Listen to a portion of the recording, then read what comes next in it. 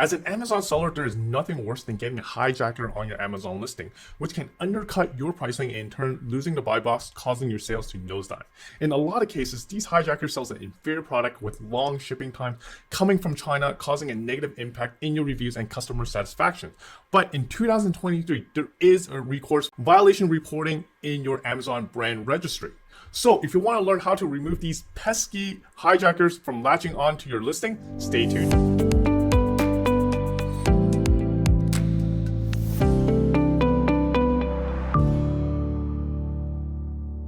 I'm Rick Wong, an Amazon seller and also the marketing manager here at LandingCube. And if you are interested in content such as this one where we geek out on Amazon, I invite you to subscribe. Okay, so let me tell you, once upon a time, like pre-2019, there is really no mechanism to remove hijacker from your listing. A lot of times, what popular back then is to send a cease and desist letter, but eventually it became overdone and a lot of hijackers knew that this is basically an empty threat. The other option is basically just to keep competing on the buy box, lower the price until you constantly win it, or you wait for the hijacker's inventory to be gone. But around maybe like late 2019, I think, 2020, Amazon launched the Amazon Brand Registry program, which allows a registered brand owner to file a complaint on IP-related issues, and this extends to hijackers.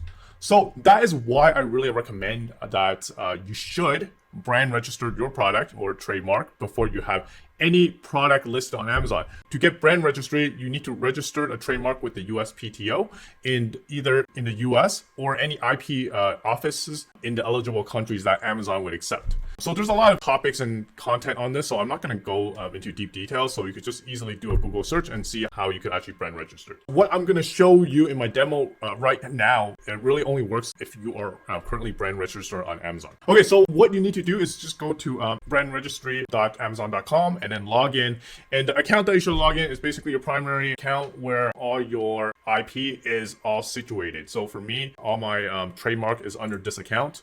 And where you need to go is going to go to report a violation. So I'm going to more or less broadly use this particular listing as an example, right? And I am going to search. And then once you find the listing, you could actually see all the offers, right? So the hijacker, right, would be the one that's basically latching onto your listing. So I think if there was a hijacker, there'll be multiple results here. So basically click on the hijacker, pretending this is the one. So this is a broad example that I'm giving you. I'm not saying like this particular seller is a hijacker. So you're going to go to report trademark infringement. And what you're going to do is that you're going to select a product is counterfeited.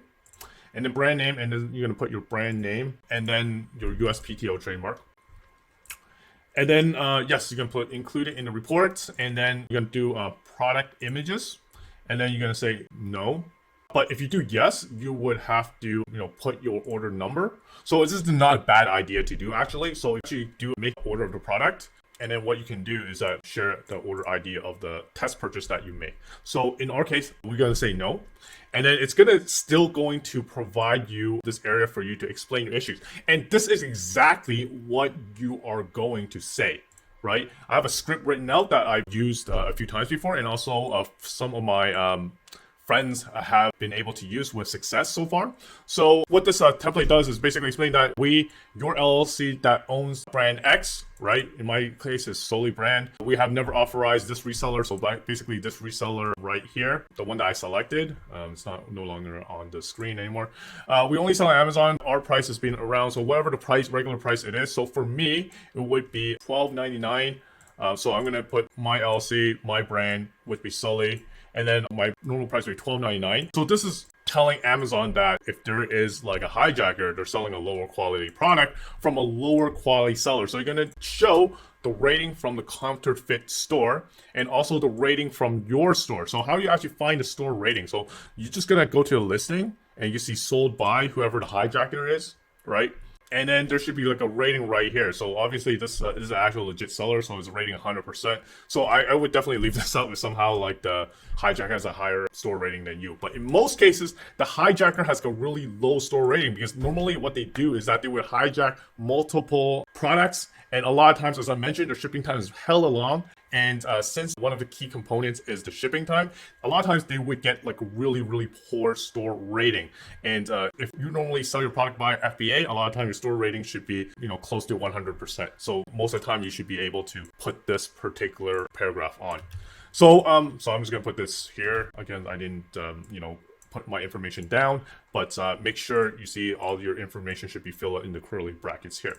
And then you can put your name and then contact number and then submit. So after submitting, if everything checks out, I've seen sellers being removed from a listing within 24 hours before, but sometimes longer. If Amazon didn't accept your claim, they might ask for additional information in which you have to provide. But this really gets the ball rolling in terms of removing hijackers from your listing. And it's a really good way for you to actually go through the proper channels and remove the hijackers from doing even more damage to your listing. Anyways, that's basically it. So I'm glad I actually found this process. Actually, for the longest time, this process was there. I actually did not know that you could actually use it to remove hijackers. Anyways, I hope this video is helpful to any sellers that are struggling with getting rid of hijackers. If currently you are dealing with hijackers, I'd love for you to try this particular feature out. Also, be great to see if you are successful with it. Feel free to comment on this particular video. Lastly, if you are looking to collect email to build your audience off of Amazon, check out LandingCube. We are an Amazon selling specific landing page builder for your off Amazon marketing, such as Google, Facebook, TikTok ads, or also acts as your funnel for your product inserts. Sign up now for a 21-day free trial in the link below. So until the next video drop, happy selling.